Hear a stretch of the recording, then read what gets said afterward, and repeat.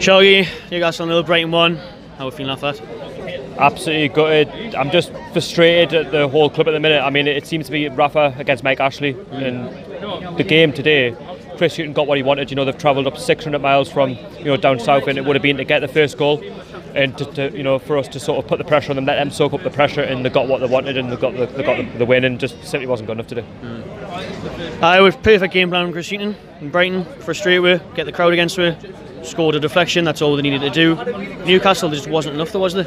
There was no. They had plenty of time to come back. Yeah, we did. I mean, when Brighton scored, it was just inches away from beating the keeper. But at the end of the day, we've got to be better in the final third. It's not just been this game; it's been previous games, and you've got to look at Rafa Benitez. It's bad man management from himself. Especially in the second half when he brought on Hoslu for Mutu. Maybe he should have kept him on.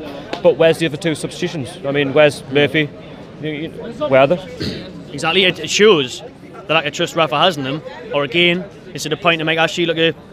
I've got two substitutions left here, but they're not good enough. At the end of the day, if they've made a difference, it could have been the difference between getting a point, and potentially going on to win the game. But no, it just wasn't good enough. And Rafa Benitez has to take some criticism as well from this game. This is a game that we had to win. I mean, if we can't beat Brighton, who can Newcastle actually physically beat? Exactly. You know what I mean? I don't know. Because we're towards the end of October, yeah. The gap's grown already. Brighton are nearly 10 points ahead of us. We're bottom of the league.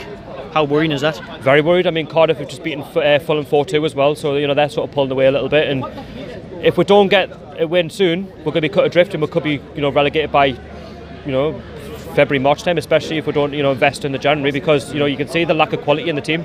You can just see that we're just lacking that creative spark. You look at Dwight Gale. I don't want to just put that on him, but I would have kept him. I'm not saying because Rondon's bad, he's injured, but Hoslu for me just wasn't the answer, and we should have got rid of him at the end of our season. And one of the lads pointed out, would you rather have Dwight Gale and Mitro or Hoslu and Mutu?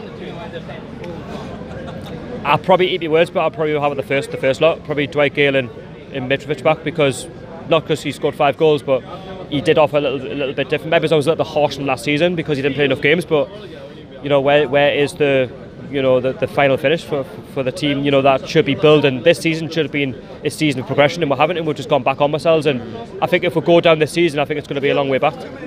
Yeah. Alright, cheers mate. No, you're welcome. Thanks mate. Lisa, check out the Magpie Channel merchandise. Hoodies, hats, t-shirts, embroidered and printed available, and the back print on the new t-shirts, all sizes available. The link will be in the description of this video.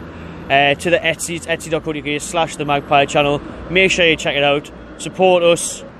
It goes back into the channel. It goes into new equipment, away days, prize giveaways for yourselves if you haven't seen the Magpie 4 videos. Enjoy yourself.